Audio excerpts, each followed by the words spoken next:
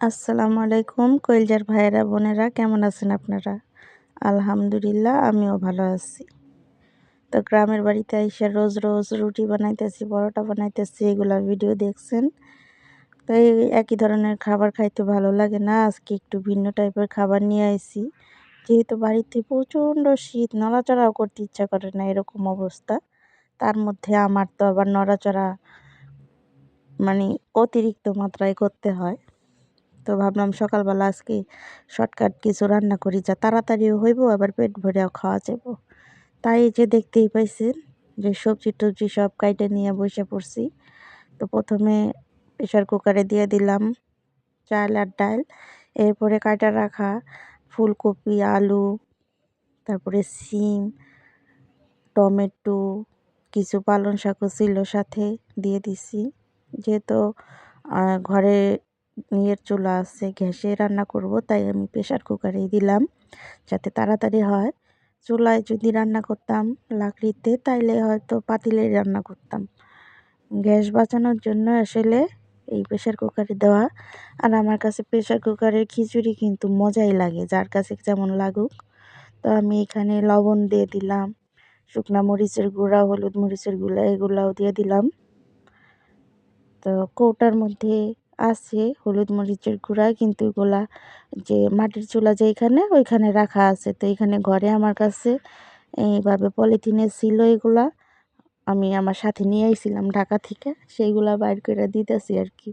ঘরে বসে বসে বাইরে চুলায় আমার যা রান্না করতেছে, আমি গ্যাসের চুলায় যে এইভাবে আদা রসুন দিয়া সব কিছু মাখাইয়া খিচুড়ি রান্না করতেছি, সকালের নাস্তায় খাবো আর কি।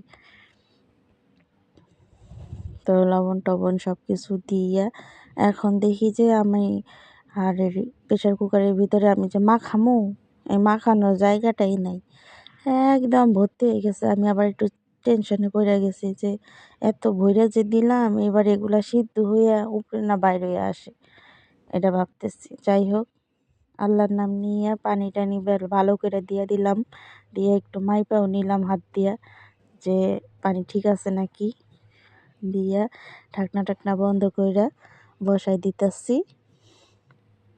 প্রেশার কুকারে খিচুড়ি বসানো পর্যন্তই, এরপরে আর সময় লাগে না। ব্যাস কয়েকটা সিটি এই যে চুলায় বসাই দিলাম, কয়েকটা সিটি দেওয়ার পর খোলার পরে দেখেন খিচুড়ি একদম রেডি টু কুক, তাই না? না, আমি একটু মজা করলাম। ভালোই সময় লাগে, প্রায় 15 মিনিট তো লাগেই, আরও বেশিও হইতে পারে, আমি জানি না। ধনেপাতা দিয়ে দিলাম। সবজি খিচুড়িতে ধনেপাতা না দিলে খুব একটা ভালো লাগে না। চাইছিলাম নরম নরম খিচুড়ি, হয়ে গেল এরকম আর কি, একটু শক্ত এই টাইপের। তো খিচুড়ি খাওয়া দাওয়ার পর দুপুরের রান্নাও সেরে নিছি, এক ঝলক দেখাই নেই। এই হলো বেগুন ভাজা, আজকে দুপুরের জন্য রান্না করছি। আর রান্না করছি টমেটোর চাটনি, আর রান্না হয়েছে ফুলকপি, সিম, আলু, টমেটো দিয়া ছোট মাছ। ছোট মাছগুলা দেখাই যাইতেছে না, চিকন চিকন মাছ তো, কি মাছ জানি এগুলারে বলে জানি না। যাই হোক, আমি এখানে ভিডিও করতে করতে আমার মেজো ছেলে আবার গোসল করাই দিছে আমার শাশুড়ি। ও আইসে পড়ছে, আইসে বলতেছে আম্মু আমারে ভাত দাও। ওর আবার টমেটো চাটনি খুবই পছন্দ, এই জন্য আজকে এসে ভাত চাইতেছে। তাছাড়া উনি ভাত চাইয়া খাওয়ার মানুষ না, বুঝছেন। ভাত নিয়ে আজকে কি করে আপনাদেরকে একটু দেখাবো। কারণ টমেটো চাটনি বানাই দিতে বলতেছে আমারে অনেক দিন ধরে। আমি অলসতা করে টমেটোও নিয়ে আইছে আমার শ্বশুর, বলে যে রে টমেটো চাটনি বানাই দিও, আমি অলসতা করে বানাই দিই না। তা আজকে দেখছে, যখনই দেখছে যে টমেটোর চাটনি, তখন দৌড়ায় যায় গোসল কইরা আইছে। তো সে ভাত নিয়ে বইসা দেখেন কি দুষ্টামি করতেছে খাওয়ার জন্য, সে যে কত বড় খাদক হইছে। শোনাই একটু আপনাদেরকে তার কোনটা কথা। কোনটা পছন্দ? আমি এটা পছন্দ, এটা পছন্দ, এটা পছন্দ, কোনটা কোনটা পছন্দ? এটা পছন্দ। এটা পছন্দ তোমার? হ্যাঁ। তো খাও তো দেখি। হাত দেখাইবা না? আমি খাওয়াই দিব। হাত দেখাম। হাত দেখাইবা? মামা তুমি খাই দাও। দেও। হাত দেখাইতে পারো না? না, ভালো লাগে। হাত দেখাইলে জাল লাগে? হ্যাঁ।